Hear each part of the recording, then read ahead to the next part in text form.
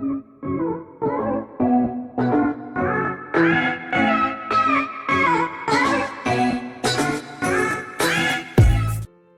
friends, welcome back, and today we are going to see how to prepare mutton curry. The ingredients are here for your quick view, and let us start pressure cooking the mutton.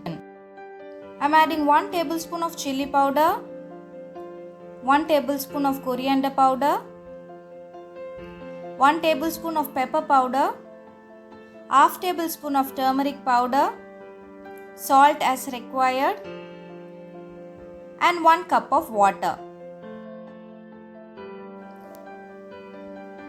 Now let us close the lid and pressure cook the mutton for 5 whistles.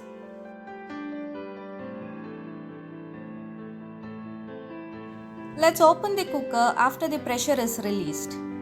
This is how the cooked mutton looks. Now let's start preparing the masala paste.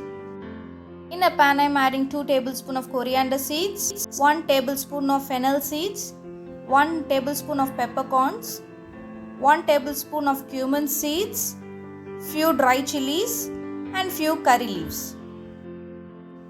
Saute them nicely until the curry leaves becomes crispy. Make sure you don't over fry them. Now let's transfer it to a mixer jar and allow it to cool. Let's take the same pan and add 1 tablespoon of oil, few cloves, 1 star anise and 2 cardamom. I am adding onion shallots, maybe 10 to 15 onion shallots. Saute them nicely. Once they become transparent, I am adding half tomato. Saute them nicely until the tomatoes are smashed well. The tomatoes are smashed well now. Let us add this to the mixer jar. Now I am adding 5 garlic cloves, 5 pieces of ginger and 2 spoons of grated coconut. Grind it until you get a fine paste. The masala is now ready. Let's start preparing the curry.